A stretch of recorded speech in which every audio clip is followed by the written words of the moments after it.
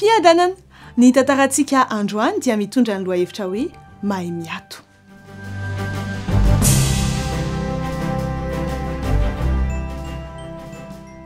Indray andro, nisy reny nody tarantrano avy niasa, fizana sady vinitra. Nahita ny zanan'ilay 7 taona izay niandry azy teo ambaravarana. Hoy ilay zanan'ilay hoe, neny, afaka mametraka fanontaniana aminao ve zaho? Eny, mazava ho azy, hoy izy namaly. Neny, ohatrina ny azonao miasa adiny iray. Tesitra ilay vehivavy ka namaly tamin'ny fahasorenana. Tsy raranao zany, nahoana ianao no mametraka izany fanontaniana adaladala zany? Neny, aza tesitra ianao. Tiako fantatra fotsiny azafady. Lazao amiko hoe ohatrina no azonao miasa adiny iray. Tianao fantatra? Hoy ny valiny ankasiana. 500 euro no azoko miasa adiny iray. Eny ary, misaotra neny. Nanondrika aloha ilay zazalahy kely, ary nanontany moramora sady nangovotra kely. Neny, azafady, afaka omenao 500 euro ve zaho? Tena tesitra ilay reny ka niteny mafy hoe, izany no antony, ny antony tokana nametrahanao ahy ny fanontaniana izany mba hangatahana vola amiko ividianana kilalao adala na vatomamy izay mamparary ny nifinao. Miasa mafy aho, everinao anga fa ahafahanao mandeha mandandany foana ankadalana ny volako, hoy izy midradradratra. Tsy azonao an-tsaina, na manao ahoana na manao ahoana, tsy misy na inona azonao an-tsaina.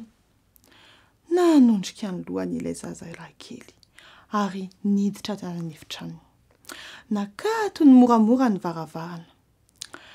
Reraka no niasa mandritra ny andro lehibe neny, hoy izy tao an-tsaina. Azo antoka fa nanambara zavatra mahatsiravina tamin'indray ny lehibeany, mampalahelo ahy neny.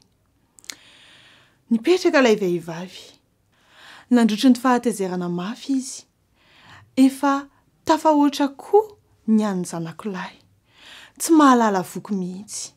Omena azy ny ratsan-tanana, ny sandro no tadiavina. Tsy azy ny an-tsaina, ny saran'izay alohako mba ahazahoany izay zavatra ilainy. Fa inona no ampianarina azy any an-tsekoly? Tokony resaka amin'ny mpampianatra azy aho. Tokony manao fandinihana momba ny fitadiavam-bola izay fototry ny ratsy rehetra. Rehefa afaka sahabo adiny iray teo, dia nitony ilay vehivavy. Nanontany teny izy raha netiny ila nividy zavatra ho any an-tsekoly ny zanan'ilay. Ary tsarony fa tsy dia nangataka vola matetika izy.